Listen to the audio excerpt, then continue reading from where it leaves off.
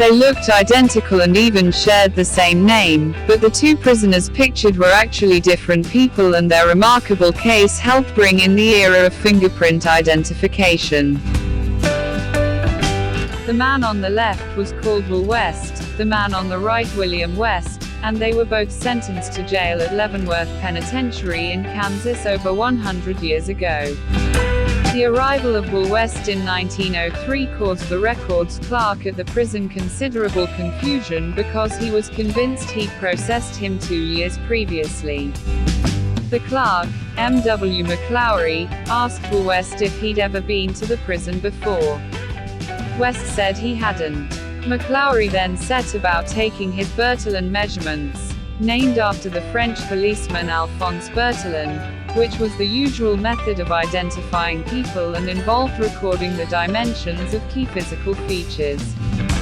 McLaury, still convinced the man before he had already been to the prison, looked up his name in his filing system and found one William West, who looked identical to Will West in the photographs in every respect. They even shared the same Bertillon measurements. But Will West insisted to McLaury that it was not him. "That's my picture, but I don't know where you got it, for I know I have never been here before." To McLaury's shock, he was absolutely right, too. William West was a different person altogether and in fact, had been admitted to the prison 2 years previously for murder. The case highlighted the flaws in the Bertillon method, and it wasn't long before the U.S. authorities turned to fingerprint. Its pioneer was Scotland Yard's Sergeant John K. Ferrier, who met McLaury at the St. Louis World Fair in 1904 while he was guarding the crown jewels, which were on tour. He told the U.S. prison officer how Scotland Yard had been using fingerprinting for the past 3 years and evangelized its accuracy.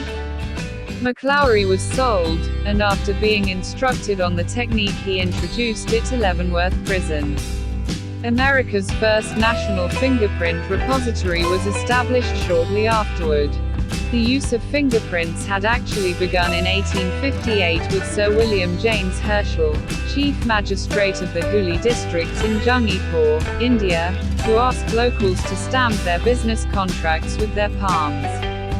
However, he did this on a hunch that it would be a good way of identifying someone, not because he knew the science behind it.